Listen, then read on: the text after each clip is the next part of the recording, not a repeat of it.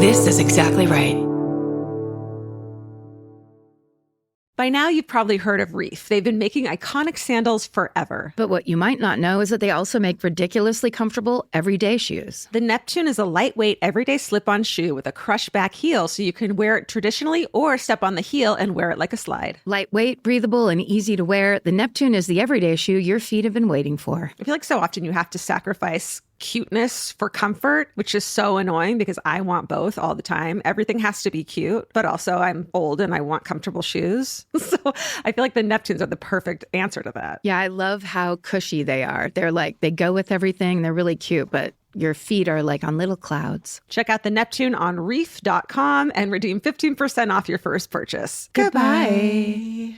If you're thinking about your bra all day, you're probably wearing the wrong bra. Your bra should clock in, do its job, and clock out. That's where Honeylove comes in. Honeylove is an independent, female-founded brand with products designed by women who actually wear them. Honeylove recently launched their new crossover contour bra, which features their best-selling wireless crossover bra design, plus built-in molded light foam pads for extra support and a beautifully contoured shape. And Honeylove is now offering a crossover triple bra bundle. You can get huge savings by buying 3 at once. But Honeylove doesn't just make bras and shapewear. They built a full line of tanks, bodysuits, and underwear with supportive structure, smoothing fabrics, and premium finishes. Treat yourself to the most advanced bras and shapewear on the market. Use our exclusive link to save 20% off Honeylove at honeylove.com/MFM. That's honeylove.com/MFM. After you check out, they'll ask where you heard about them. Please support our show and tell them we sent you. Experience the new standard in comfort and support with Honeylove. Goodbye.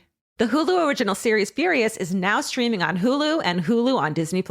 Starring Emmy Rossum as Alice Black, Furious follows a rookie FBI agent on the hunt for Catherine, played by Lola Pettigrew, a mysterious and calculating female serial killer. While Alice upholds justice, Catherine kills for it, terrorizing the rich and powerful men of New York in her pursuit of vengeance. With secrets that change everything, Alice discovers there's a thin line between hunter and prey. Watch the Hulu original series Furious. Now streaming on Hulu and Hulu on Disney Plus for bundle subscribers. Terms apply. Goodbye.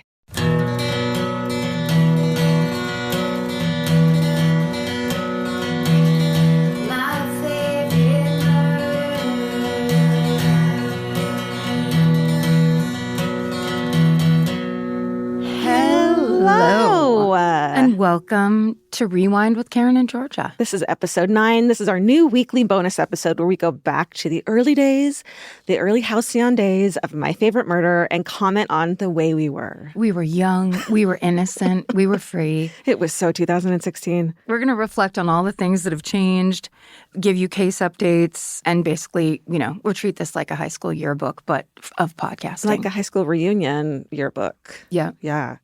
And so it's time to rewind to episode 9 called Color Me 9. That's a good one. From Friday, March 25th, 2016. So get your nosy neighbor and your meanest teacher from high school and your favorite mail carrier and invite them all to this party because now we all get to be Day One listeners. But also shout out to real Day One listeners because we love you. Man, you were there first. We know. So let's listen to the intro of episode 9 where we discuss the podcasts we're listening to, the status of our RIP Facebook group. RIP. And more. 1,500 people in the Facebook group is so precious. That's a lot of people. It was for a beginning. It was very shocking, I think, to us. This is going to be a confession that I've never confessed to you. I probably told you at the time, but nobody else. When the Facebook page was that small, I'd get up in the morning to kind of look at what was happening. Mm-hmm. And if people posted lame memes, I would delete them. Karen Kilgariff, did I make you a moderator? Yeah, I was on there. Okay. I was on there. And because it turned into this thing where it was like people they were just lame. So it was like some people would post stuff that was amazing and great and really funny. What would be on the chopping block? Well, if the same meme got posted over and over again, I was just like, this has been done and it's from 3 days ago. It's like when people tag you in the same sinkhole nowadays over and over again.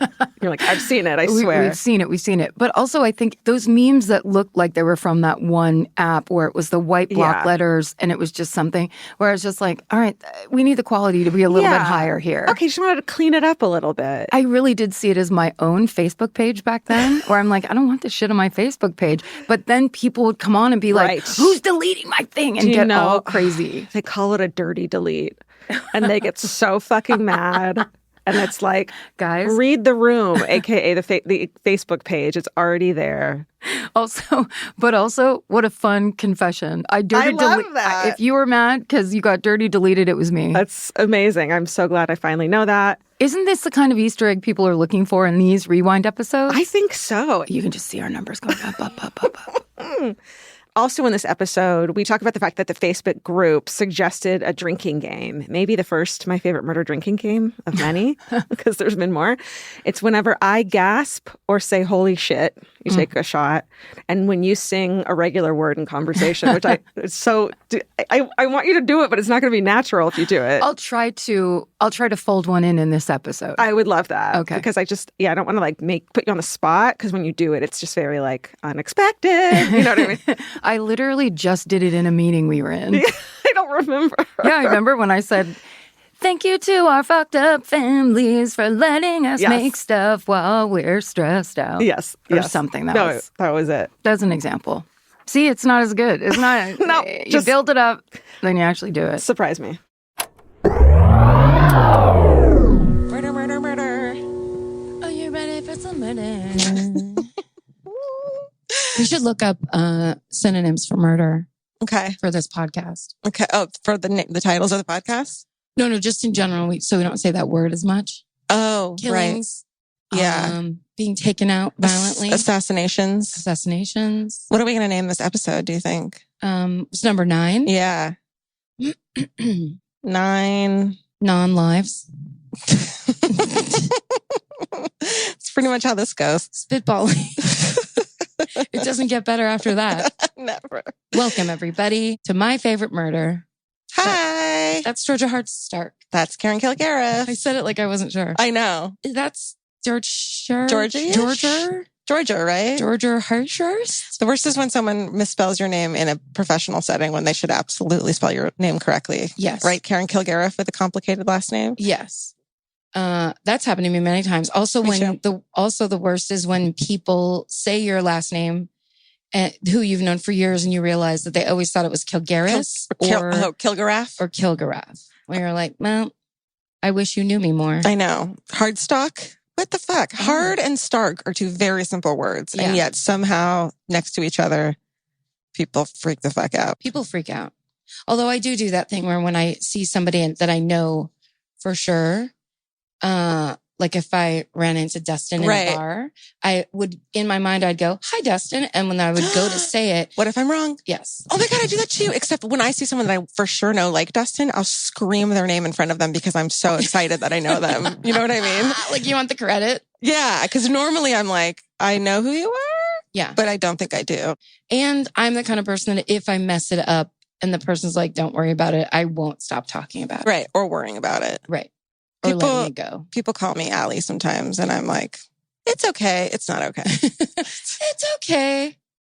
But it's not. Well, I mean, you should at least get one letter right. The first letter. Totally. Is all I ask. I love that you have that word kill in your name, too.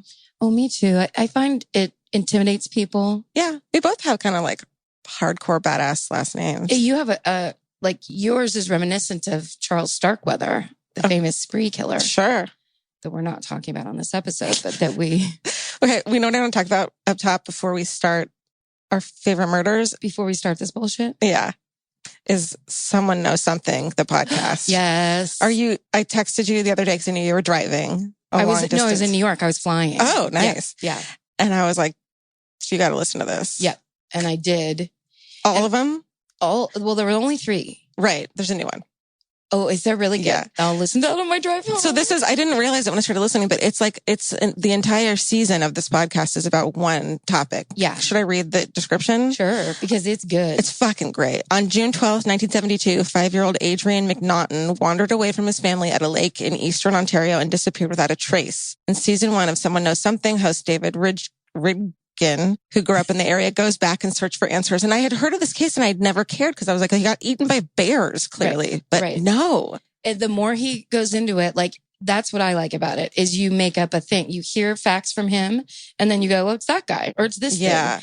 And then he keeps laying down hard facts that he goes out and looks at himself. Yeah. So there's recordings of him walking in the woods, testing the echo, talking to people who have never talked to anybody about it. Right. Who were they? There was one guy who was there that when he wandered away and police had never spoken to him about it. Never spoken to him. It's a pretty great show. I hope it stays that way. So good. And I find sometimes I get a little bit impatient, and this is sexist of me, but when the boys get a little wistful and poetic about their own thoughts and feelings about things, where I'm just like, That's the opposite of sexist, and I love it.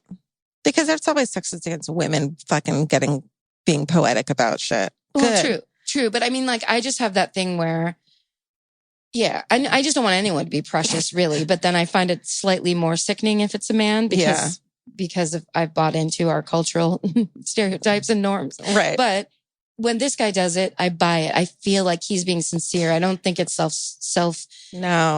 conscious or self-serving. He seems so sincere that it's great. And it's clear that he's written out everything he's saying. It's more of a story he's telling, and the writing is good, and he tells the story in not a boring way like some of the other true crime podcasts do. Right. The music is a little dramatic at times, and the sound is a little dramatic. But he's Canadian, but it's so they have a sincerity. Oh, totally. That they don't fear that here in America is almost not allowed. Right. And I like to indulge in that with a Canadian man every once in a while. I love this podcast. It's our new The Simpsons, what we talk about at the beginning of every episode, which of course means the people versus O.J. Simpsons. Yeah. Not O.J. Simpsons. As many O.J. Simpsons as it takes to discuss it. Although the last episode, I have to say, the one about the jury was nuts. So I feel like I loved it. You did? You didn't like it? I mean, I loved knowing. I didn't know any of that stuff. I didn't either. What a fucking bummer to be stuck in a hotel and you can't speak to anyone for months. For 8 months. And then they didn't treat them well. No. No, it was good in that it was kind of riveting, but it was riveting in almost like in a telenovela way. Yeah. It's ridiculously dramatic. It kind of took us off the track that we were already on with all the episodes. It felt like we're moving forward, and this one didn't really feel like it was moving forward. No, but the other thing I like, it felt very different. Yeah. But I also loved Marsha Clark and her new hair. She looks hot, right? She looks great in that hair. And also she was so badass in this one. She didn't do any rim tears on the rim of her eyes or putting her head in her hands. She told Johnny Cochran to go to the playground or something, or what was it? Daycare. Go to daycare because this is the smokers lounge. Yeah. And I was like, okay, if that really happened, which it probably didn't, I'm so happy about. I feel like it could have. It could have. I mean, by that point, she's so pissed. So many things like DNA evidence got completely ignored. No, I mean, I feel like today that wouldn't happen. No one knew what it was. Yeah. What I'm loving more than anything is David Schwimmer's character, like realizing his friend is a fucking murderer and him apologizing to his wife. Yes. That he's defending a man who murdered her best friend. Yeah. What a bummer. What a terrible. No, I mean, yeah. I wonder if he had quit the trial, would he not died of cancer? Would he not have died of cancer? And would have OJ gotten off? Probably not. Oh, you mean during it? Sorry. Yes. Yeah, I see what you mean. Yeah. I mean, no, that would have been bad news. Exactly. So maybe that should have been his like non-statement that he's like, I can't support this anymore. Yeah, except for that, then you're basically choosing how a person's life is going to go. Yeah, but defending him, you're doing the same thing, or you're trying to at least. Georgia, it's so heavy. There's a lot of decisions in life that one has to make. And it's not until they make a dramatic reenactment TV show 20 years later about it that you realize the decisions you should have made. Yeah, I mean, please live your life like you're going to be reenacted in 30 years. And do you want someone of as high quality as Sarah Paulson to portray you? Yeah, or then you need to live your life like Sarah Paulson could be. Yes. You. A quiet nobility. Right. A single tear. Or do you want John fucking Travolta being the most flamboyant, incredible character since Behind the Candelabra? And maybe even better. I love it though, but I don't mind it. Like I love it. It doesn't bring me out of it. I never think of John Travolta. I believe him. I do too. I don't know if Robert Shapiro's like that. I have to assume he's somewhat like that in personal situations, and I love it. I'd like to sing a tune of praise for the very unsung Nathan Lane is F. Lee Bailey. Nathan Lane is F. Lee Bailey. Great. And yeah, Nathan Lane. Who knew he'd be in this? I got so excited. Yeah, he's almost unrecognizable, not only because of his wig, but because I just believe it's that guy. I do too. And F. Lee Bailey is such a noble character that it had to be played by someone excellent. Yes. And Nathan Lane is a beloved actor, perfect for that role. Right. Oh, guys, if you're not watching it, we've ruined it. If you're not watching it, you've ruined yourself. You've ruined it for yourself. There's nothing more we can ruin in your life.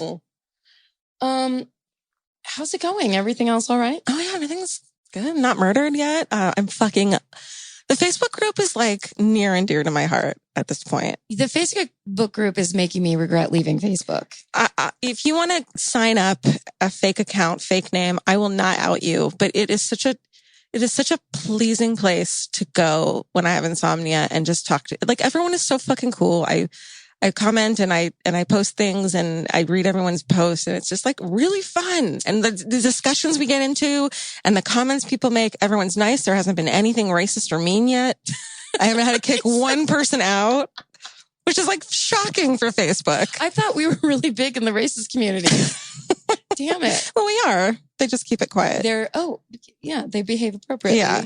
And this is our 9th episode and there's already 1,500 people in the Facebook group. Fuck yeah, you guys. Thank you. It turns out everyone needed a place to talk about murder. Well, it is fascinating. Yeah. It truly is. Somebody at work today started talking about H.H. Holmes. And literally in my head, I had to say, like a teacher, don't say anything, Karen. Let her tell her story. Don't be a know-it-all. I like had to press my lips together because all I want to do is be like, and like just jump all Don't you want to be like, murder is mine? Yes. Like I'm the one who talks. You don't get to talk about murder. I talk about murder. I think though that's kind of a good lesson just in general.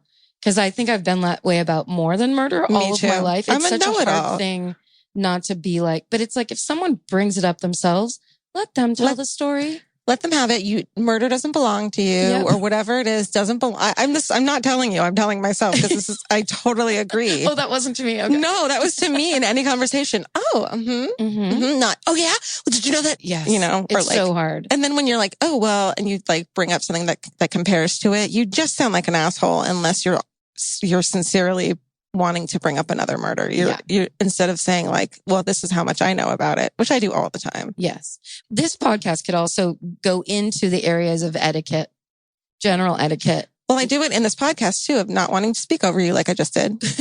No, but it's fine with me. Okay. Well, I don't want and I. Okay. Well, not wanting to speak over you, also not wanting to be like, yeah, no, I know that murder you're about to talk about. But it delights me when you do that. I think it's hilarious. There was one you had that I kept trying to add to and kept telling myself, just shut the fuck up in my head because it was so obnoxious. But it's hard. For me, it's hard when you read a thing by yourself and you're like, there was a man in Chicago during the World's Fair that basically built a murder hotel. And I'm just finding out now. And I read it with what I imagine other people read like books when they go to college. I read it with the same enthusiasm and kind of like absorption. So then when somebody else starts talking about it, I want them to know that I know, like I want them to know that you're cool. I guess. Yeah. Like that I want to like scream and grab each other's shoulders. I want that feeling with people I don't know that. I do too. And I want them to know that I'm on the level with them and we can have this conversation instead of like, and also like, you're going to keep telling me about it. And then you're going to find out that I have a true crime podcast. And you're like, why didn't you say anything that you knew about this? It's actually the book, The Devil in the White City. Yes. That's what we were talking about. Did you read that? Have you read it? But that's it. That's like, I had to wait till she was done and then kind of like take a beat. I was really using it as like an exercise. Yeah. And then someone goes, I think they're making a movie. I think there was a book. And then I was like, don't say it the second the words out of their mouth. And then I was like, that's right. It's called Devil in the White City. Yeah, but then if I were the girl who brought it up, I'd be like, wait, so this whole time you've been letting me mansplain something to you and you knew about it. But also sometimes mansplaining is just talking. Sometimes people get to talk to us knowing something and we can accept that. Yeah. And we don't have to know. We don't have to tell them, but I know. Yes. You don't have to, I know everything. Yeah, we can be not in the position of victim or somebody that's being oppressed. You can assume that person doesn't have the power to oppress you and you're just being polite and letting them be a know-it-all is an okay thing to do. But then they're never going to get to know you because you didn't tell them that you know shit. That's very true. But I'm also, this is a work situation where I have to let my personality out bit by bit because it's a lot. You can't scream in someone's face. Yes, yeah. I love murder. As my mom used to say, you're too much. And she meant it very literally. Yeah. Well, we're a lot. And that's why we have a true crime podcast. We're a murder podcast. We could, this podcast could literally go for 4 hours. Yeah. That's why we're friends, is because the first time we actually hung out on our own, we had a 5-hour lunch. Yeah, we did. Just talking. And the whole time I kept thinking, am I the only one that wants to stay here? Or is she trapped? Right. But it was clear that we were both voluntarily eating lunch for 5 hours. Yeah. And the conversation flowed. It wasn't one-sided. That's right. I think. Speaking of we one-sided. still have our doubts. We are good. We are great. Anxiety is real. Speaking of one-sided and talking about a thing. Yes. Do you want to do your favorite murderer? I think you're first. Do you want me to go first? Yeah. Okay, we're back. Here we are in good old 2024. This is us now. That was us then. Mm-hmm. How different is it? We're in a studio right now, first of all. Oh my God, the sound quality in here is incredible. The sound quality, the air temperature. Yeah. The visuals. The visuals. I mean, that was a cute apartment, you got to admit. No, your apartment was great and the smells were amazing. But I do love this shade of green. Yeah. Yeah. 2 cats in a 1-bedroom apartment will really do something about the odor of the... I think that Elvis could feel the energy that was building around us. And he was just like, guys, this is so exciting. I have to shit right here in the room with you. My favorite thing was you would get up and be like, oh my God, I have to take care of this right now. And it'd just be like, yeah, I don't care. There's nothing you can do. Like, we would be recording and and be like in the episode and you'll be like, oh my God, I have to do this right now. Like, clearly you were just so embarrassed. So embarrassed. Where it's like, it's a cat. They do it all the time. Yeah, but Elvis was particularly odoriferous when it came to, like, he was just so male Siamese that it was like, he's not just going to take a shit. He's going to take a shit that fucking ruins the atmosphere. Ruins the vibe. Also, he was 82, I believe, when we were recording those. 82 years old. Oh, my sweet boy. He was on statins. He was on cholesterol medication. He was highly medicated. Oh, my God. Good boy.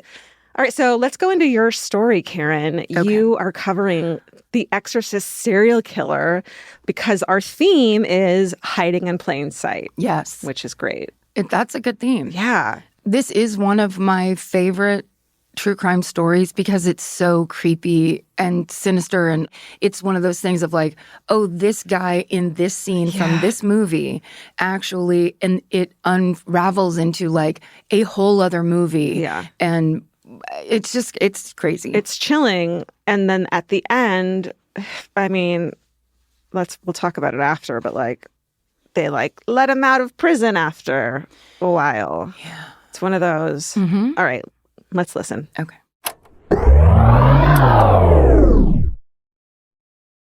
This episode is supported by FX's The Shards, a seductive drama from executive producer Ryan Murphy. Set in 1980s Los Angeles, the series follows a group of glamorous, deeply entangled high school seniors drawn into a life of wealth, beauty, parties, and excess. At its center is Brett, whose reality begins to unravel when the arrival of a new student coincides with a series of mysterious murders. FX's The Shards, now streaming on Hulu. Goodbye. Some flavors will always make you smile. And with Kachava's new cinnamon French toast flavor, you can enjoy the taste of your favorite childhood breakfast without the sugar crash. Kachava is an all-in-one nutrition shake that comes in so many delicious flavors, including the brand new cinnamon French toast. It's made with real cinnamon bark for the richest, deepest, most authentic flavor. And just 2 scoops provide complete nutrition your body craves with protein, fiber, greens, and so much more. Kachava provides clean nutrition to fuel wherever your day takes you. No fillers, no nonsense. Okay, the Exactly Right Media office has all become obsessed with Kachava because they keep sending us these amazing boxes of all the flavors, and everyone kind of fights over it now. So we got this new flavor in, and I mean, there was like a line to try it.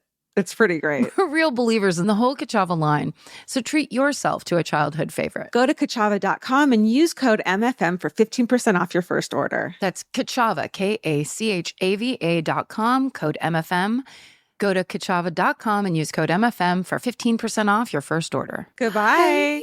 There's always a point in the day when your feet decide they've had enough. Especially if you've been running errands, traveling, or my favorite, just standing around. And that's where Reef comes in. Reef has been known for comfort since the 1980s. While many people think of their sandals first, they now make comfortable everyday shoes as well. Like women's Neptune, a lightweight, everyday slip-on shoe with a crush back heel so you can wear it traditionally or step on the heel and wear it like a slide. It's lightweight and breathable, which makes a noticeable difference if you're on your feet for long stretches. You know, we got some of these shoes. I know, they're so cute. They're super cute, but they are really lightweight. You don't think about that. Sometimes when I'm wearing like those heavy running shoes, they weigh your feet down. And these Reef ones are like super kicky and comfortable. Check out the Neptune on reef.com. That's REEF and redeem 15% off your first purchase. Goodbye. Goodbye. You told me this week's theme in a way that I already knew that you knew what you were doing. Yes. I what they call reverse engineered this week's theme because I had to do this story because one of our, now I'm afraid, I guess I'll say his first name and last initial because one of our listeners DM'd us, which I adore. He DM'd us like so as not to embarrass, I think. But he was like, how could you have talked about The Exorcist and not talked about this? And sent me a link and all this stuff. And I wrote back in all caps, holy shit, how did I miss this? So that's where mine started. So then when I talked to Georgia, I was like, can this week's be like hiding in plain sight or murders that like they were right there the whole time? Okay. Kind of thing. Because in The Exorcist, one of the biggest stories, and I swear I looked at over 5 websites about my Exorcist cursed movie set which was my thing last week, if you didn't hear it. But Brian B., our listener, sent us this DM because there was a guy in The Exorcist, and he was the guy that played the radiologist. Something's wrong with my mouth. Words. Radiologist assistant in the scene we talked about that I said was so creepy, where she was in that crazy machine getting like the MRI.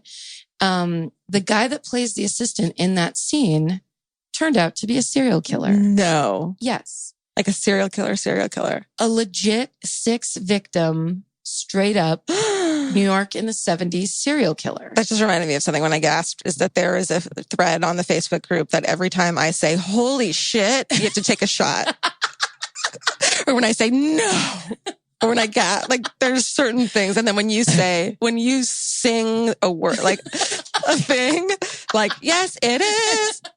You have to take a shot. It's pretty hilarious. Oh, it's very lighthearted. It's not in a mean way at all. Oh, no. Yeah. Please. Okay. But now I don't want to be self-conscious about it. I'm doing all the time because I love when people are so drunk they fall off their own couch. All right. So Brian B sent us this very tasteful DM about a huge thing I missed, and I'm so bummed.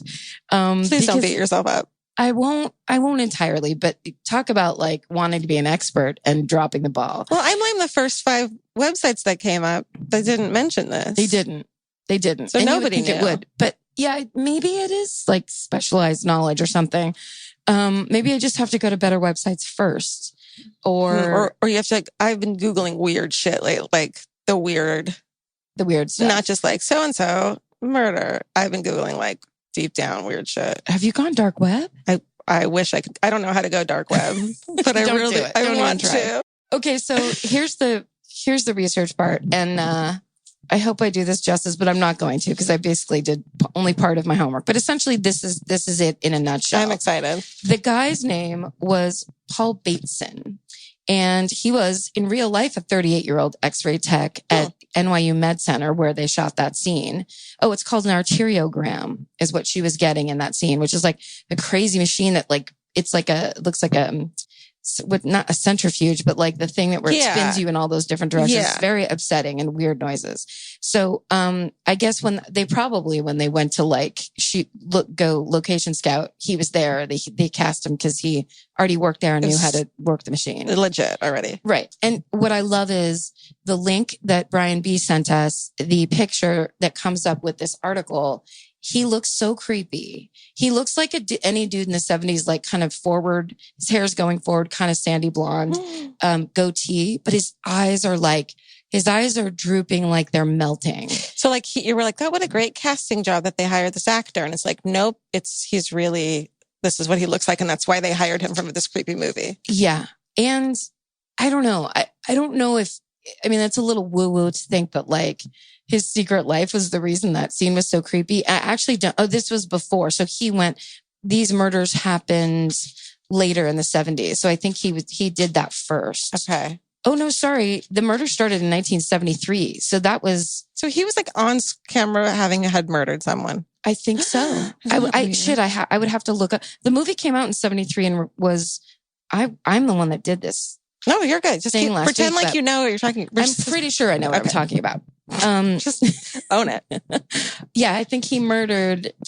He must have murdered before. Directly. I think he was doing it during and then ended up getting caught after because it was over a period of time. So essentially what happened is, so these people started going missing or there was like murder scenes. So the first one was a man named Ronald Cabo. He lived in the West Village and he was stabbed to death on his sofa and then his apartment was set on fire. He was 29 years old. Holy shit. Someone take a shot. Holy shit, right? Because he's so young. Yeah. And then 4 days later, so they just think that's standard murder in New York City in 1973. 4 days later, a man named Donald McNiven, who was 40 years old, and a guy named John P.W. Beardsley, age 53, were both found in Donald's apartment on Varick Street. They both lived in the building, but they were in Donald's apartment. Mm-hmm. And again, the apartment had been set on fire. And Beardsley was actually on the social register in New York and Philadelphia. So he was like he had been a Harvard grad. Wow. So, and they had no idea. They just looked another bad stabbing murder. I think Beardsley was the one stabbed and McNiven was bludgeoned. And it was 4 days later? 4 days later. Did they connect the two immediately, I wonder? No, not at all. How do you not connect to stabbing and fires? Because, well, maybe they might have like noted it, but in the 70s in New York City, I think there's several murders a day. And they're not sharing precinct to precinct murders. Right. 2 weeks later, the body of Robin Barrero was found floating in the Hudson River. He had been missing for 5 weeks. Oh my goodness. He was still in a leather jacket. He was really decomposed, but he had a leather jacket on. And then 9 days after that, 2 gay men were murdered. I think they were roommates, and their dog, their pet poodle. No. Yes. And from the stuff that was in the apartment at that murder is when they started putting together, these are all people who have something to do with the leather community. Okay. I was going to say that would make sense. Yeah. The leather jacket started and in that first guy, Ronald Cabo, the picture that they have up of him, he's really young and he's wearing a leather jacket. So I'm sure at the time it was like, oh, that's just fashion choice, whatever. Yeah. But then person after person, they're probably finding different things. And so by the end, one of the jackets, they got the tag and they found it belonged to a store in the West Village that was completely an S&M store. Yeah. S&M clothing and supplies. So it was like a leather gay boys killing. And so, that's when they start to realize, oh, this is gay. But once again, it's just like the freeway murders in LA. When it's a gay community thing or any disenfranchised, when it's prostitutes, totally. The cops are like, who cares? No one cares. And we're not going to get pressure from City Hall. I mean, I'm sure they could, if it's someone in the community and everyone who's being killed is in that community, you talk to the rest of the people in that community and they're like, this guy's creepy and has gone home with all of these men. Right. It's pretty simple. No, it's not. I mean, I'm sure it's not that simple, but it seems like simple, but it's the thing of what people decide to value. Right. So if the people in power don't value your life or what you do in the community, if they actually think you're gross or bad or judge you morally, then they won't try to help you or they won't feel any, burning desire to find your killer. Well, they say, I mean, this is what they say, and so they say you're living a high-risk lifestyle already. Yes. Are you living a high-risk lifestyle? Well, then, are you a prostitute? Are you a drug addict? Are you living, in a gay community where you're around a lot of strange men a lot. Yeah. That's a high risk lifestyle, and they care less about you. Yeah. Because they think living a high risk lifestyle means you kind of deserved it. You brought it on yourself. I'm not saying I think that, but of course not. Right. But it's an excuse. I'm sure when cops see, it's New York City in the 70s, they saw probably 20 murders a day. Yeah. So you're trying to somehow prioritize these things, or you can't put your heart and soul into every single thing that comes across your desk. Totally. But I'm sure it got very easy to start marginalizing the deaths of these people, or to not put things together. Yeah. So anyway, body parts start washing up on the shore of the Hudson River. So apparently there's a gay cruising spot by the Hudson River piers. And that's where different body parts wrapped in garbage bags start showing up. And so they putting all this together, they started calling the whole case the in the bag killer. Oh, wow. And so you can tell by that, obviously there's not a lot of sensitivity back then anyway, but that's basically their attitude about all the stuff that's going on. Wow. So then a drag performer, they said drag performer in this article, but let's call her a drag queen. I bet she was a queen. Yeah. And her name was Toni Lee, and she was strangled in her apartment in the West Village. And the Village Voice wrote a big article about it because she was famous. A lot of people knew her. And that's when they started to really put together. They knew for a fact that after hours and after like the normal bars, she would go to leather bars. And so that's when they, were like, oh, we think we're onto something with this like leather theory. Yeah. And then a man named Addison Verrill, who was 36, and he was the film critic for Variety magazine. He was found stabbed and bludgeoned with a cast iron skillet in his apartment. It's so weird that all of them are in their own apartments, meaning that this person was allowed to come in. Yes, that's right. That's what scares me the most is like, I know this person. I see him around my scene. Yeah, it's pickup stuff. It's like, they're going to sex bars, they're going to leather bars, or just, the 70s. This is like the Looking for Mr. Goodbar. Totally. Era, where everybody was like, it was post hippie shit where people are like, yeah, I'm sexually liberated. It was pre-AIDS epidemic. Yeah. Where it was kind of like, yeah, everybody wants to have sex. Let's do this thing. Yeah. There's a lot of trust.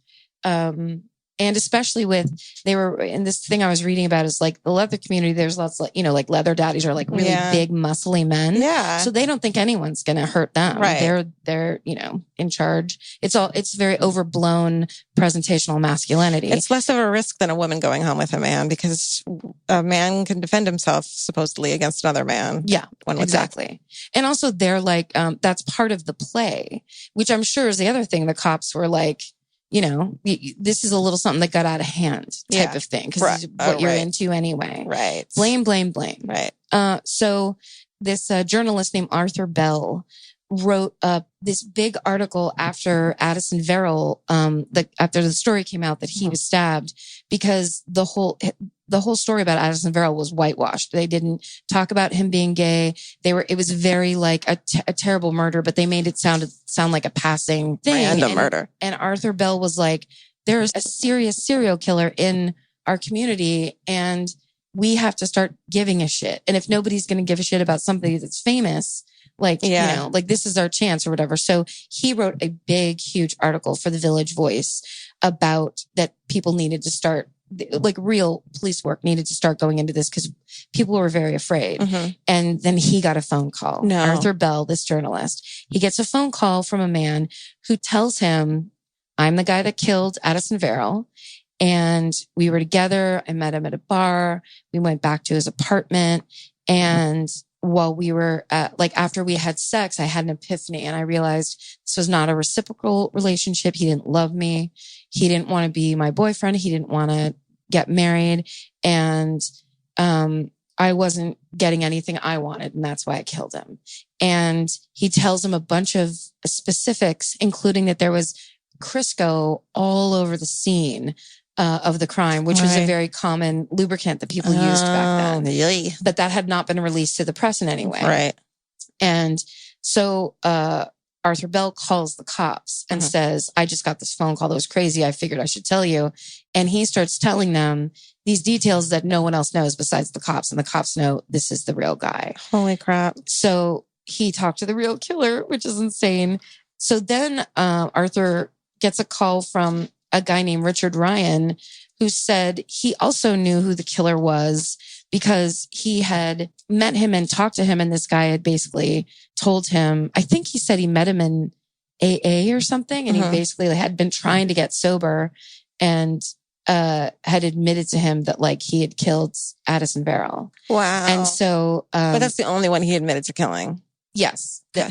So Arthur Bell takes that information, goes to the cops, gives them the name. And that's when they go and find Paul Bateson. And after they arrested Bateson, he was in Rikers. And apparently he was bragging to everybody in there that he not only killed Addison Verrill, but he was killing, quote, like a bunch of gay guys just for fun because he was bored. Holy shit. And so then... Just for fun because he was bored. Yeah. He's just trying to impress people. Go but obviously bowling, dude. He was cutting people up, wrapping their parts in bags and dumping them in the river. My So God. they think he's responsible for way more murders. But he would only, he pled guilty to the Addison Verrill murder, got 20 years, and he got out in 2004. 20 years from for stabbing, bludgeoning murder. Just because you got sad that someone didn't love you, dude. Who? Oh, you mean the murderer? Yeah. Oh, yeah. No, yeah, you got bummed that Addison didn't love you. Well, but you know this. I mean, he's probably psychotic or, you know. Yeah, but it's so weird. Like, what's the word I'm thinking of? It's not like they got in a fight.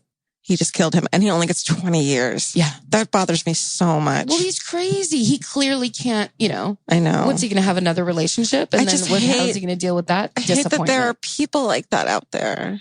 Yeah, there's lots of them. I don't. But here's the interesting thing. So William Friedkin hears about this, finds out that an extra in his movie was a serial killer, goes to Rikers and starts interviewing him. And then decides, and in the meantime, somebody else, I don't have the author's name, wrote a book called Cruising, which was about a serial killer in the 70s leather scene in New York City.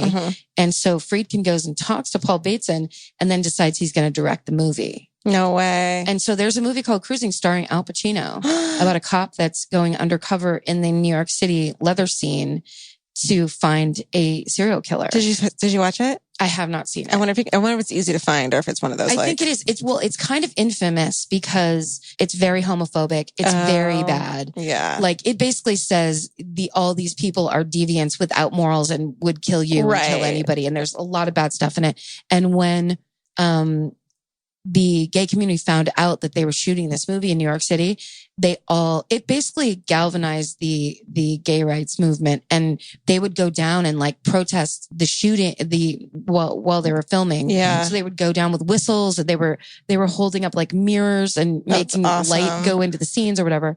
That's great. But they ended up shooting it anyway. They got it done. And when it came out, everyone was like, this is the worst. Like up until that point, most gay men in film were like, oh, you're the kooky butler that has no real life or personality. And they don't actually say you're gay. They just imply it. You're just a joke. Right. You're just a joke. Right. And when you're not a joke, you're a murderer. And a murder victim who kind of deserves it. You're a victim. Exactly. And everything about your life lacks all morals, and you're basically... Yeah. How much more real would that whole story be if the murderer, it had nothing to do with the fact that he was gay. He's just a fucking psychopathic murderer. Yes. You know? Yeah.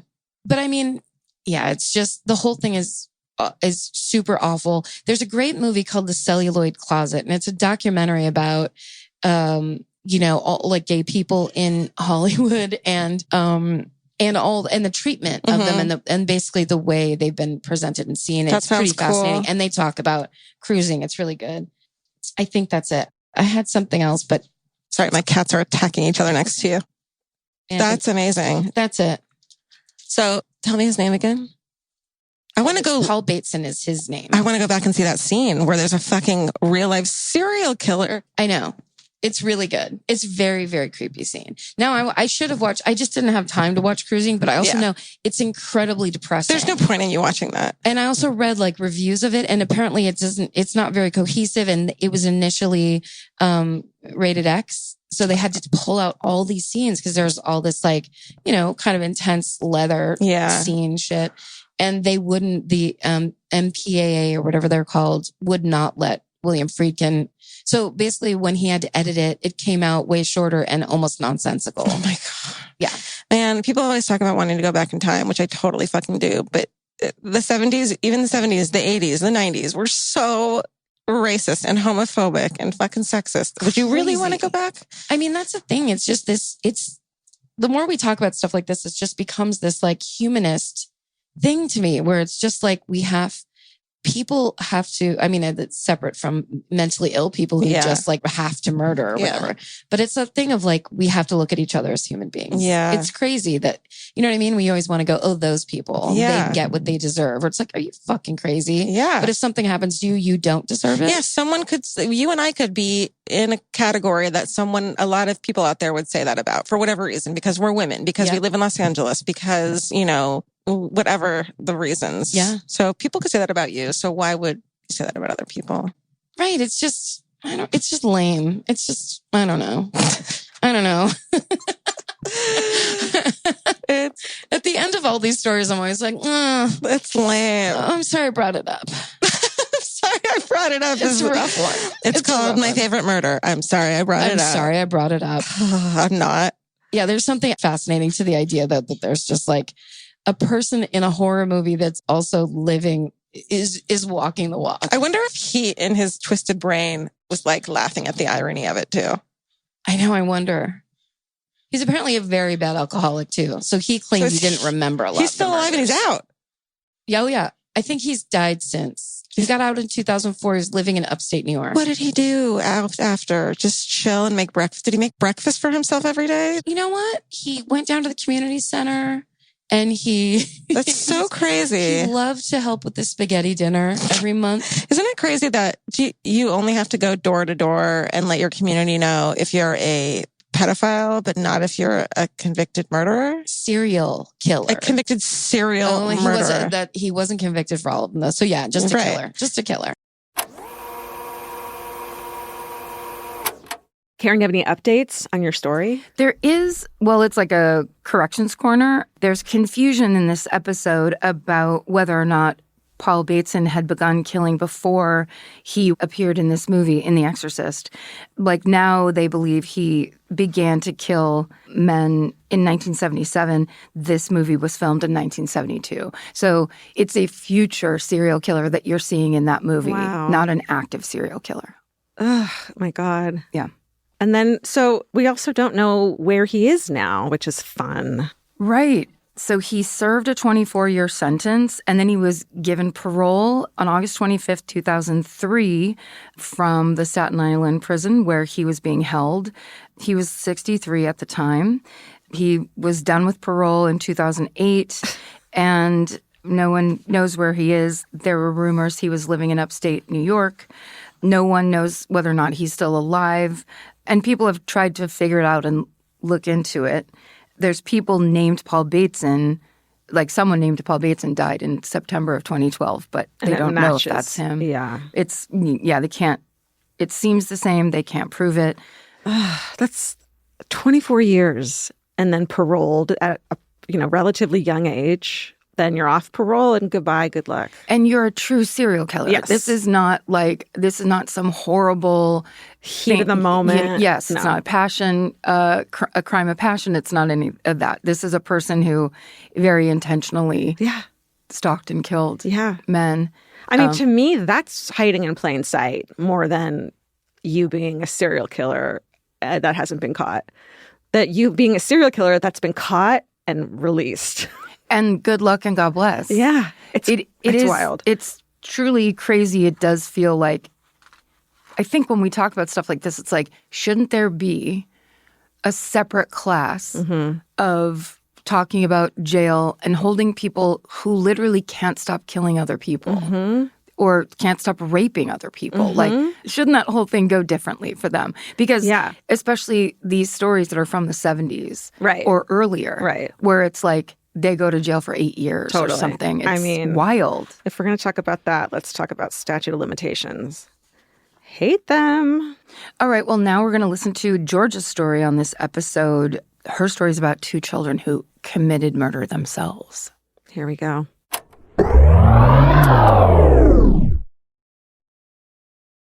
This episode is supported by FX's The Shards, a seductive drama from executive producer Ryan Murphy. Set in 1980s Los Angeles, the series follows a group of glamorous, deeply entangled high school seniors drawn into a life of wealth, beauty, parties, and excess. At its center is Brett, whose reality begins to unravel when the arrival of a new student coincides with a series of mysterious murders. FX's The Shards, now streaming on Hulu. Goodbye. There's always a point in the day when your feet decide they've had enough. Especially if you've been running errands, traveling, or my favorite, just standing around. And that's where Reef comes in. Reef has been known for comfort since the 1980s. While many people think of their sandals first, they now make comfortable everyday shoes as well. Like women's Neptune, a lightweight, everyday slip-on shoe with a crush back heel so you can wear it traditionally or step on the heel and wear it like a slide. It's lightweight and breathable, which makes a noticeable difference if you're on your feet for long stretches. You know, we got some of these shoes. I know, they're so cute. They're super cute, but they are really lightweight. You don't think about that. Sometimes when I'm wearing like this heavy running shoes, they weigh your feet down. And these Reef ones are like super kicky and comfortable. Check out the Neptune on reef.com. That's REEF, and redeem 15% off your first purchase. Goodbye. Goodbye. Buying clothes is easy. That's why everyone's always doing it. But finding clothes you actually want to wear is the hard part. Get all your favorite elevated essentials at Quince. Quince specializes in effortless, high-quality essentials like ultra-soft organic cotton and premium Mongolian cashmere sweaters. They're beautifully tailored and built to last. And it's not just apparel. Quince also brings that same everyday elevation to everything they offer, from hotel-quality bedding and bath to kitchen staples, essentials, and thoughtfully designed furniture. They work directly with ethical factories, so you're paying for quality, not brand markup. It's so true that they have wonderful items that aren't just clothes. I have like 3 of their 100% mulberry silk pillowcases. I've bought throws from there. I've bought bedding from there. And it is just as great quality as their clothes and super affordable. Upgrade your everyday. Download the Quince app for app-exclusive offers or go to quince.com/MFM. Get free shipping on your order and 365-day returns. Now available in Canada and the UK too. QUINCE.com/MFM. Goodbye. Hey, what's your murder, Jordan? Hey, okay, so hiding in plain sight, when you said that to me, I was like, oh, okay. I didn't really get it. No, I was excited about it because I was like, so you mean like serial killers who have day jobs? Like I didn't really understand it. So I was like, yeah, that's kind of what I meant. Okay, yeah. And you said yes. So I was like, what does that mean to me? Hiding in plain sight. And to me, that meant being, and I'm fascinated by this and how disgusting it is. Hiding in plain sight is being a child who kills someone. Oh, good one. Because that's plain sight is being a child. That's and right. This one is kind of, so I have 2 similar but very different child murderers that I've always thought about because they're so fucked up. And the first one is, the murderer is Josh Phillips. Okay. And he killed Maddie Clifton. So do you know this one? No. Yeah. This one is a kind of well-known one, but it's interesting because recently some new information came out about it. So basically this kid, Josh Phillips, was born in 1984. He's from Jacksonville, Florida. And in, July 1999, he was convicted of murdering his 8-year-old neighbor, Maddie Clifton. He murdered her in November 98. He was 14 years old and she was 9 years old. And what happened was, Maddie disappeared and the whole community started looking for her and couldn't find her. And then, the search ended a week after the disappearance when Josh Phillips' mother went to clean up Josh's room and thought his waterbed was leaking, which A, don't get your kid a waterbed. B, it's not leaking. You're not like a bachelor. Yeah, what is that? Yeah, way to give your kid fucking back problems and send them to jail at the same time. Because what's more comfortable, the waterbed or the jail mattress? I don't know.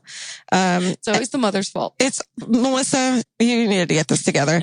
Upon further examination, she discovered that it was Maddie's body hidden like underneath the bed. And she, and fucking kudos to her, ran outside. Across the street, there was a police and was like, hey, this kid, like some parents, I don't know if they would do that immediately or they would wait until he came home and talk. I'm like, what the fuck? And then call the police. She was like, get the fuck, freaked out. Oh, that is amazing. So, Josh was arrested at school that day and he was held in maximum security. So here's what's so fucked up about it. As a 14-year-old, he was tried as an adult and sentenced to life without the possibility of parole. Like adult killers who kill more people in a more fucked up way and sexually assault them are not given such a harsh sentence. Right. So according to Josh, what happened was that Maddie came next door to play with him. And despite the fact that Josh wasn't allowed to have people over when his parents weren't home, he let her in anyways. The two were playing, according to him, the two were playing baseball outside. Josh threw the ball and, it struck Maddie in the eye, causing her to start bleeding. And she started to scream. And Josh freaks out because his father is abusive and has a temper. And if he finds out that Maddie's there, the fact that she's screaming and got hurt at his house, he's going to be in a shit ton of trouble, including being abused. So he takes her to his room. I don't know if I should even go into the details because I know people who are listening have children and I don't want to. Well, if you have children and you are listening to a murder podcast, but you're going to get sensitive, then I would go forward 1 minute and 30 seconds. Thank you. Basically, she died from stabbing and strangulation and clubbing with a baseball bat. Overkill. Took her pants off, but she wasn't molested, which is odd. Also, I was reading something on Reddit that said that she didn't have any. He said he dragged her inside the house, but there wasn't any dirt or sticks or anything on her body, on her clothes, which would indicate that had happened. So we don't really know for sure. And he tries to get off easy by saying he hit her in the head, but then he goes on to tells how he killed her. So it's not like if he was lying about one of them, why wouldn't he lie about both of them? Yeah. So he's never going to be free. She was nude from the waist down, but it didn't seem. And so the murder appears to have been motivated by his fear of his abusive father. It's just so fucked up. Do they know that's true? Or would that be another thing he could have been making up? Yeah, we don't know that either. Or even that maybe because I watched a couple episodes of true crime shows where the parents get interviewed, and maybe that was something they made up even to say like, oh no, the father was abusive and he was scared of him. Like, let's give him an out. Yes. So we don't know if that was true or not. I think you're right. Especially the stabbing part. Yeah. The stabbing is such a furious and personal thing. He also choked her for 15 minutes. Oh yeah. That is a long, and it's very hard to choke someone to death. I think if you're into true crime, you know this. It takes a lot longer and a lot more force than and that's when you're an adult. That's when you're an adult. Yeah. But she's also 8 or 9, so she's probably a little more fragile. The thing that fucks me up about this is that she's this little tomboy girl, and she reminds me of me as a kid who wanted to hang out with the older boys and play with them and be one of the guys. There's a home video he made that the boy made of this little girl, Maddie, and her sister playing with their new puppy. So like she trusted this kid next door. She wanted to come over and was bugging him to play with her. And as a 14-year-old, did he have like a history of anything? Not mental stuff or no mental stuff. The dad died in a car accident eventually. Okay, so in 2012, recently, the Supreme Court ruled that automatic life without parole sentences for juveniles is unconstitutional. And that ruling entitles Phillips to a resentencing hearing. Also, he's super hot now. Whatever. That's just beside the point. But let's just put it out there. Let's just let everyone know that. Let's just get those people on Tinder aware. Yeah. So, and there's not a ton of conversation about this murder like on Reddit or anything like that. So I just thought it was interesting. I agree that life without parole for a 14-year-old is insane. Even though I get it. That stabbing a little girl to death and strangling. Something happened to that boy. Yes. Something very bad happened to that boy. Whether it's a psychotic break, whether it was something he was terribly abused. Well, there was an interesting conversation in Reddit, and like the one little bit I was able to find where this commenter was saying, when I was a kid, my dad was abusive, and all you wanted to do was not get in trouble. That you didn't think about what would happen in the future if you got caught hiding whatever it was that you were in trouble. Getting in trouble meant the whole family would be terrorized. Yeah. So you do whatever you can to not get in trouble that moment. And it kind of made sense in a way that was like, she's not dying from this way. She's not dying. I need to kill her at this point and get it over with because I'm going to get in trouble for having had someone over, which is, maybe he was developmentally delayed, but 14 seems too old to think that killing someone was an okay solution to that. For sure. Also, I feel like hitting someone on the head and being afraid, and this is just theory, obviously. Mm-hmm. He would just hit her in the head a bunch more times. Right. Why not just smack her in the head with a baseball bat? The other part just gets so violent, up close, crazy, bloody. I mean, like, almost like wanting God. to see what happens, you know? Well, like the pants down thing is not good. The pants down thing is a very, it's sexual no matter what. Yeah. So even if you didn't touch her, it's sexual. Yes. And stabbing is sexual in that, in a psychosexual way. Yeah, totally. Strangling too. I mean, yeah. Oh man. I mean, and when you strangle someone, you, for the most part, have to look at them in the face. Yeah. If you can fucking do that, you got some major issues beyond you being scared you're going to get a belt whipping from your dad. Yeah. And also, I mean, people always say this, but I'll just say it anyway. You can hear the chorus of people who were abused by terrible parents who are like, I would never kill anybody. Right. So it's not A plus B. Like, I think that psychiatric element has to be there. Yeah. Because here's the other thing too. You're right. A mother who would immediately run across the street, like, obviously it's insane finding a dead body under your son's bed. Yeah. But she knew. Yeah. She knew he did it. Like, it wasn't, I don't know. She didn't go, let's let the cops tell us what happened. She went, you have to go get my son. Her first thought was for the little girl and her family who was waiting to find where she was, and not for her kid or for the dad who, because if you find the body, someone in the house did it. You might not know it's your son. Right. Her first thought was that I found the girl. Yeah. She's clearly the victim, not my son. That's amazing. Yeah. It's fucked up. There's another one too, but maybe I don't need to get into it. Do it. It's just Eric Smith, the redhead kid. He killed his parents? No. Okay. So Eric Smith, born 1980. He murdered 4-year-old Derek Roby on August 2nd, 1993. This is in Steuben County, New York. So Eric, unlike Josh, had been diagnosed by a defense psychiatrist with intermittent explosive disorder, which is a mental disorder causing individuals to act out violently and unpredictably. He was a loner. He was tormented by bullies. He was like a nerdy redhead. You look at him as a kid in court, especially there are these videos of him in court, and he's just this.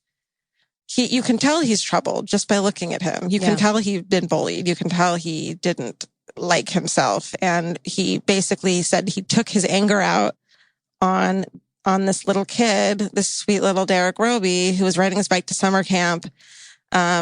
And let's see, Eric was riding his bike to summer camp, and 4-year-old Derek was walking alone to the same camp. They saw each other. He lured him into the nearby woods, and then Smith overkilled the shit out of him. Ugh.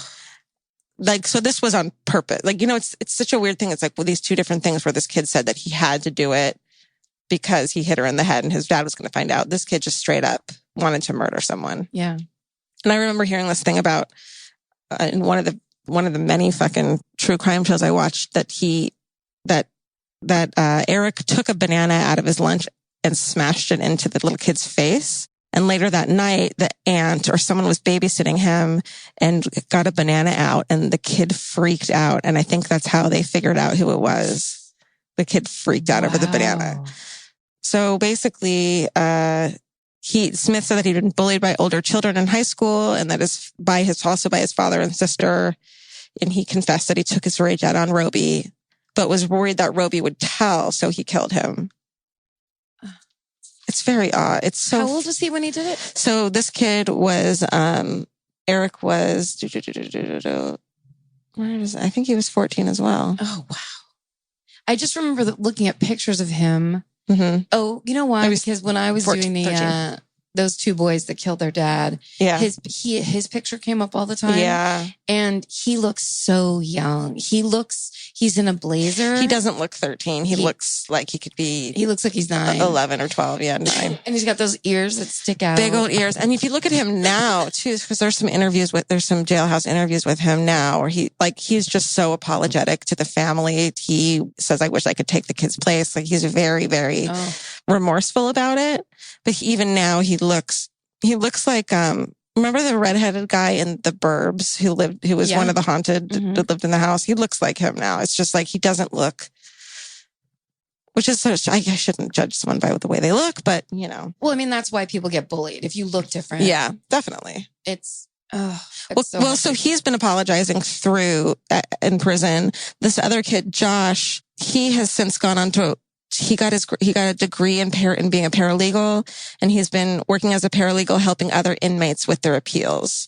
So both of these people have gone on to try to make amends for their murder. Did they deserve to be in prison forever? And I'm not asking like they don't. I fucking don't know. Right. It really it makes you come way off the like, let them all fry. Right. Which is, I like to feel that way just because it's very comfortable and like a simple solution. But it's the same reason that I still can't give anyone a definite answer about the death penalty.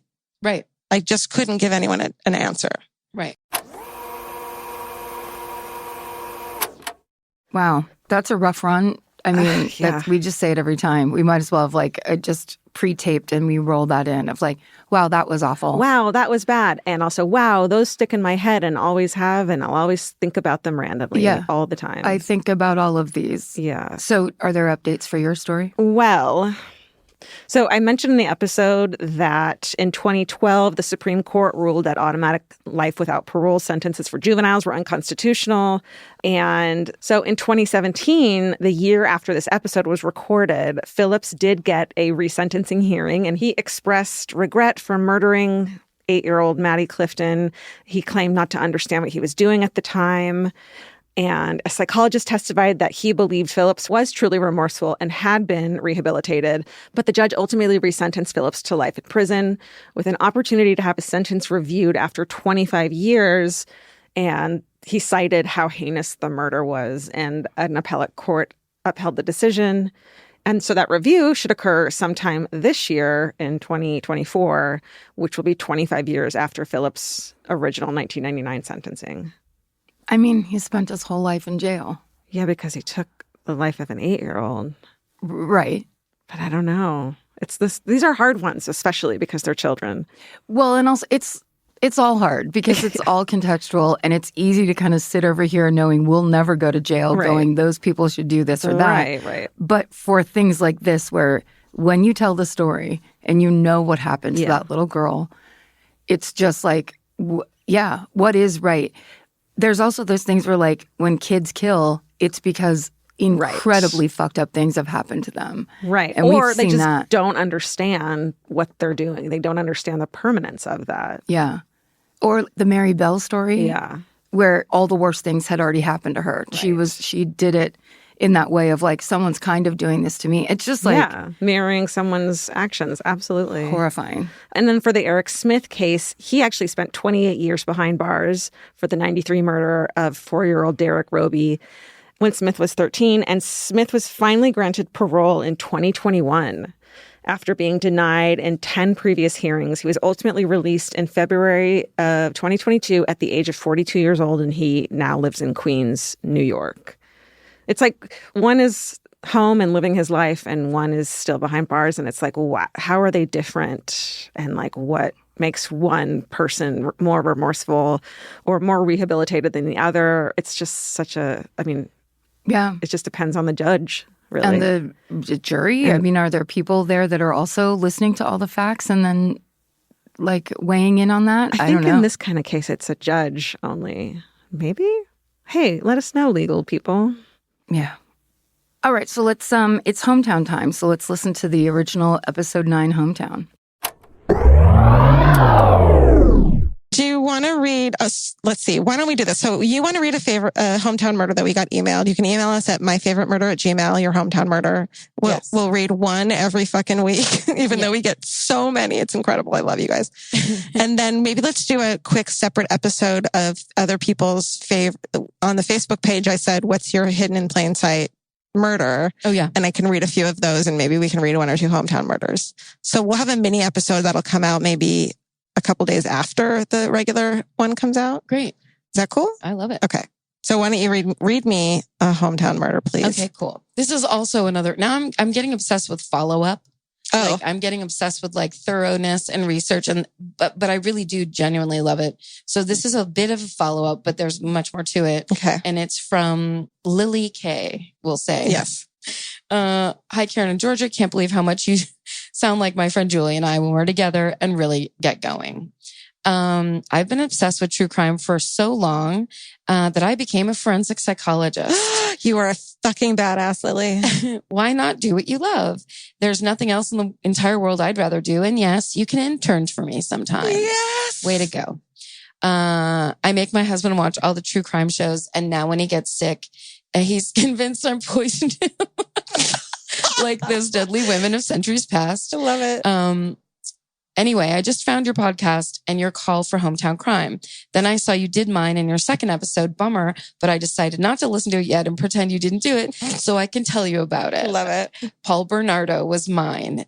And like I mentioned, it affected me so much that I became a forensic psychologist. Wow. When I was in high school in Toronto, the Scarborough, suburb of Toronto, rapes were going on. It was terrifying. The bus company started letting women out at any point along the route at night, not just at stops, so we wouldn't have to walk far from the stop to home. Oh, wow. Our regular gym classes were canceled, and we got a specialist in to teach us self-defense. Holy shit. Also, there was a guy at my high school who looked more like the sketch of the Scarborough rapist than Paul ever did. And he said he was thinking of changing his hair when the sketch came out, but he was afraid that would actually make him look more guilty. Yeah, I would. And then she put in parentheses, it wasn't him, by the way. Okay, so just as the rapes started slowing down, we heard about 2 girls go missing on the other side of Toronto.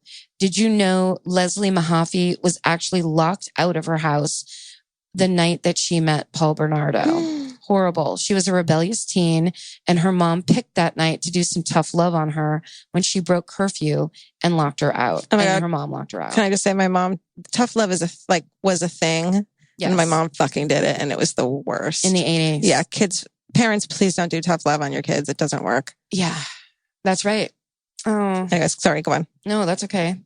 Oh my God, so she locked her kid Her own out. mother locked her out of the house. How much does that woman hate herself now? Oh, I can't imagine. I mean, that is, if she's even still alive, No, that is, for sure. Talk about the worst thing in the world. Totally. A child dying and then oh my God, that's a nightmare. And then Kristen French was also portrayed as the good girl and Leslie as the more rebellious. And Tammy, Carla's sister, was basically a forgotten. I know every single detail about this case, but in case you don't want to hear it, I'll get to some good anecdotes. This was going on throughout my entire high school life, the rapes, the murders. Then my last year of high school, they found out it was Paul and Carla. So of course I went to the trial. I actually had this college boyfriend I wasn't that into, and I made him go with me. Poor guy. He was really upset about being there, but I loved it. Paul, it says Paul was so incredibly in court. I wonder what she meant. Mm-hmm. When they took his handcuffs off, he wouldn't just turn his wrists to have them removed. He would turn his entire body.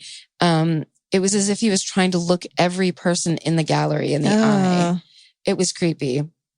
And then in college, a girl in my dorm started dating a guy named Sam who looked like Paul. So whenever I had a couple drinks in me, I'd call him Paul. I love this chick. I also wrote all my psych papers in college on Paul Bernardo or Carla, abnormal psych class, personality class. I wanted to know what made them tick. And then she was the second one, but it's super long. Yeah. What a terrifying fucking thing to go through high school. I mean, it took up their whole world. I mean, that was crazy. And then to find out that a woman is involved. I don't know why, because you would see a couple and you'd think, I'm safe. It's the ultimate We've talked lure. about that. Yeah. Episode 2, was it? I think so. But that's the reason I love that she gave all those details, because that was the one where I was a little fuzzy on my details. And that one, that Lily, you wouldn't know about. It's the same thing about watching The Simpsons, is that it's information that, you watched the whole trial, but you could not have known what it was like to be on the jury, or what it was like in Marcia Clark's office when her boss was pissed about the glove. It was their idea to have him try the glove on. Yeah. Ugh. Details. And also that I love that she loved it so much she went to trials. Yeah. That's amazing. I can't tell you how, I've been asking people their hometown murders for years when I'm at parties and drinking too much and calling people by murderers' names. And this is feeding me on a level that I can't even. handle. But you can really put away that voice in your head that says you're weird in any way. Yeah. It's just simply not weird. Because we have an inbox full of hometown murders. I hope we haven't gotten any it's incredible. Any what? Sorry. I don't know. I wouldn't, like you said, someone asked us to be on their podcast and our Gmail, and I wouldn't see it because it's just buried underneath. There's at least one person, but I think there might be more than one person. We need to give them a different email address. Yeah. I love it.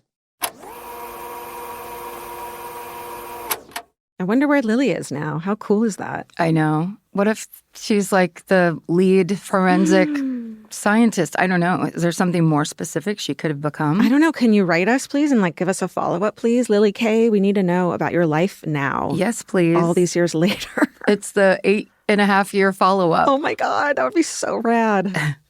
I mean, it's like Lily K was the first. We've had so many people either write in with their hometown or that we've met in person at the live shows that have told us that they changed their major or they've always wanted to be do forensic science. Yeah. That idea that there would be all these people that kind of go into that line of work because they like true crime and that true crime got popular in 2016 is so exciting to me. That's one of my favorites is I decided to do this and it's unreal. And also it's I'm going to be a part of the solution. Yeah. I'm going to get in there, use my brain and try to advance what all of this is. Totally. And it's a huge majority is women, so it's just so proud that if we have any little tiny part of that, what more do we fucking need from our lives?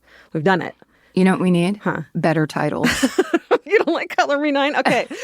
Okay. I do actually. Yeah, it's pretty good. For a pun, It's I good. do. Okay, so now we're going to tell you what titles we would pick now if we were naming this episode. Not a pun, but a quote from what we said during the episode. Okay, so one is You've Ruined Yourself. Love that I one. feel like that one's a pretty That's good. strong contender. That was you talking about ruining the People versus O.J. Simpson, which we called The Simpsons.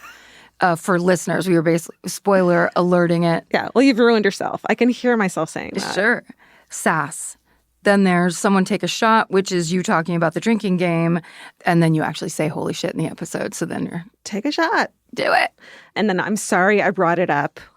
Were you telling a story and how you feel sometimes after talking about these? I'm sorry I brought it up on the murder podcast. I think is what you were thinking. Yeah. That encapsulates a lot. It does. I mean, I'd pick any of those three. Yeah. What would you guys pick? I think we've been posting them on social media, vote for which one you want. And I kind of love that. And I've been voting too, I'm not going to lie, on Instagram. A dirty vote? You're getting in there and dirty voting? Vote because you can't see the answer of the percentages unless you vote. So I vote for mine. She wants to be a part of everything. How about that? Oh, there it is. We did it. You fucking did it. We did it. It's another Rewind episode for all of you. Thank you so much for listening. You guys have really been supportive and here for this, and it's very exciting. It is. We appreciate you guys so much. Thank you guys for tuning in. And stay sexy. And don't get murdered. Goodbye. Elvis, do you want a cookie?